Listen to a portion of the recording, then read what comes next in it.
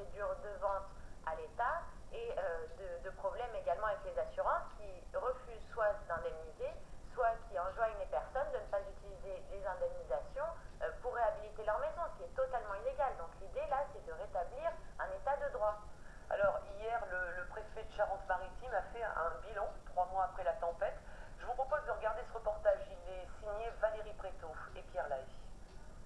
3 mois après la tempête Cynthia, la préfecture dresse le bilan de l'action de l'État dans le département. Sur les 1000 familles sinistrées et abritées dans l'urgence, 2 tiers ont trouvé une solution de relogement durable. Pour les autres, une mission d'accompagnement est toujours à la disposition des ménages. D'abord, l'État, si les assurances prennent en compte le relogement pendant 6 mois selon les contrats d'assurance. Au-delà, l'État a mis en place un fonds où il prend à son compte le financement du relogement, ça s'appelle le FARU, pour lequel nous avons 1 million d'euros qui nous a déjà été versé et qui sera mobilisé autant que nécessaire pour assurer à ces personnes d'être relogées dans la durée. Pour les entreprises, une enveloppe de 3 700 000 euros a été allouée par l'État, qui a aussi décidé d'une prise en charge totale de l'indemnité de chômage partiel, un chômage qui a touché plus de 200 sociétés ostréicoles. Et pour toutes les difficultés entre assureurs et sinistrés, le préfet a mis en place un dispositif de médiation confié au sous-préfet de Jonzac.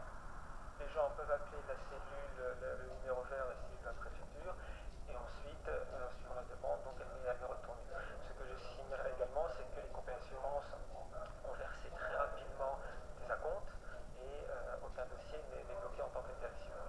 La plus grosse facture concerne les dégâts non pris en charge par les assurances. Les dommages concernant les digues sont d'ores et déjà estimés à plus de 115 millions d'euros. Marie-Olivia Roca, on vient de le voir, le préfet assure que tout est mis en œuvre pour les sinistrés. Est-ce que c'est votre sentiment sur place? Écoutez, je pense que c'est très bien ce qui a été mis en place, si ça fonctionne réellement.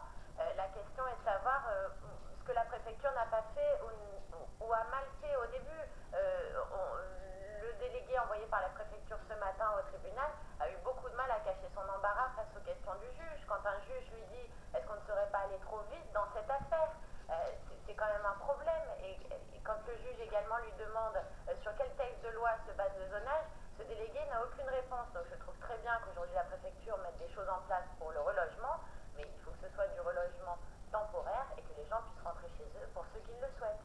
Alors justement, est-ce qu'à Étré, des riverains ont eu des estimations de leur maison et quelles sont les perspectives d'avenir pour eux en fait? Alors, les premières estimations des domaines sont arrivées à Étré, effectivement. Ce sont des gens qui sont candidats au départ, qui l'étaient depuis le début, donc c'est très bien pour eux puisque les estimations étaient conformes à ce qu'ils attendaient. Aujourd'hui, tout le monde n'a pas ces estimations et surtout, tout le monde ne souhaite pas partir. Alors pour revenir à ce procès, hein, le tribunal a examiné une seule plainte sur 3. Quelles sont les 2 autres plaintes? Alors nous avons engagé un référé mesure utile qui vise à réclamer les documents qui ont gouverné dans l'établissement du zonage. C'est un référé qui a été également engagé par la région et par un certain nombre de communes et d'associations, également en Vendée. Et puis nous avons fait ce recours qui était ce matin un référé suspension